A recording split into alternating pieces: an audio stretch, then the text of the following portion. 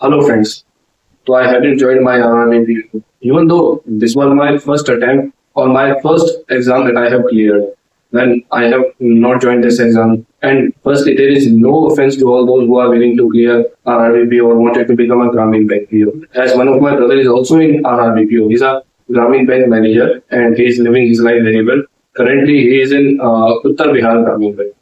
So what's the reason that I have not joined this RRB PO? Let me start with this video. तो friends, मेरे RRB PO देने का एक ही reason था, but उससे पहले मैं आपको एक चीज बता देता हूँ। देखिए, if you can see the wall behind my back that it is not even current year. तो ऐसा भी नहीं कि मेरे पास बहुत सारा पैसा हो, ऐसे की भी दिक्कत थी, but the only thing is I am a strong minded person. मुझे जो चीज चाहिए उसके लिए मैं काफी सेक्रीफाइस करते थे, बहुत सारे सेक्रीफाइस, पर मुझे कोई चीज चाहिए। तो उसका एक ही कारण था कि मुझे क्लियर ही आईबीपीएस पीओ और एसबीआई पीओ था। और ये मेरा आरआरबी पीओ, मैं आपको क्लियर बता देता हूँ, मेरा पहला कॉम्पिटिटिव एग्जाम था अपने पिछले 5 साल में। इससे पहले जो मैंने अपना कॉम्पिटिटिव एग्जाम दिया था वो 12th में, जब जेईई मेंस का पेपर हुआ था, वो तब हुआ था 2019 में। इससे पहले ग्रेजुएशन मैंने कर लिया था 2022 में, और उसके 2 साल तक या 1.5 साल तक मैंने खाली जॉब ही किया प्राइवेट कंपनी में। तो ये मेरा पहला ही एग्जाम था आरआरबी पीओ जो कि मैंने दिया था और क्लियर किया। तो मुझे क्लियर ही जो है आईबीपीएस पीओ और एसबीआई पीओ करना था, इसीलिए मैंने आरआरबी पीओ दिया, ताकि मेरा जो है एक एग्जाम हॉल का फीलिंग आए और कॉम्पिटिटिव एग्जाम में जो है मैं बैठूं तो वहाँ का माहौल देखूं। ऐसा ना हो कि मैं जिसको क्लियर करना चाहता हूँ, मान लीजिए आईबीपीएस पीओ या एसबीआई पीओ, उसमें मैं जाऊँ तो हाँ मेरे कोई। तो मेन मोटिव मेरा यही था आरआरबी पीओ देने का कि मैं एग्जाम हॉल का जो है एक्सपीरियंस लेना चाहता हूँ, और कोई मेरा ऐसा मोटिव। बाकी ये भी काफी लोगों का सपना होता है आरआरबी पीओ जाने का।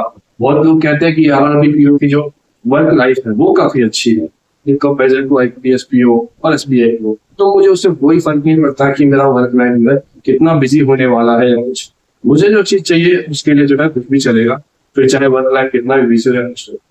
तो सिंपल मेरा एक ही मोटिव था कि मुझे क्लियर ही आईबीपीएस पीओ और एसबीआई पीओ करना है। इवन जब मेरा पेपर क्लियर हुआ 1 जनवरी को मेरा रिजल्ट आया, then that day I hadn't told my mom that I have cleared this। तो मैंने अपनी मम्मी को सीधा बोला कि हाँ मम्मी, बस ठीक है, क्लियर नहीं हो पाया, 4-5 नंबर से रह गए। तो मम्मी भी मेरा बिल्कुल एकदम बिंदास हो, मैंने कहा कोई बात नहीं बेटा, अगले में हो जाए। उनको सिंपल, बिल्कुल ऐसा कुछ भी नहीं था कि उनको नहीं हुआ है या है।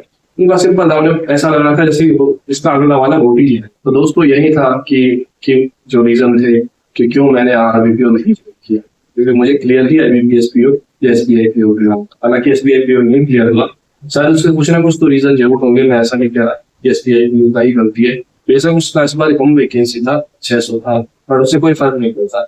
मेरा क्लियर नहीं हो पाया, यानी मेरे भी कहीं ना कहीं कोई फॉल्ट था, तो कोई दिक्कत नहीं। अब जो भी मुझे चाहिए था उसका एक तो क्लियर हो ही गया। बाकी आपको जो चीज चाहिए, मान लीजिए किसी को आरआरबी पीओ क्लियर करना है, तो वो अपना आईबीपीएस पीओ भी ड्रॉप कर देता है इसके लिए। और इन सब चीजों से कोई फर्क नहीं पड़ता, बस आपको जो चीज चाहिए उस पर आप स्टिक रहिए और मेहनत करते रहिए। बाकी आज के वीडियो पे इतना ही। अगर आपको कोई फ्यूचर क्वारी होती है कुछ भी, तो आप कमेंट सेक्शन में पूछ सकते हैं। Thank you.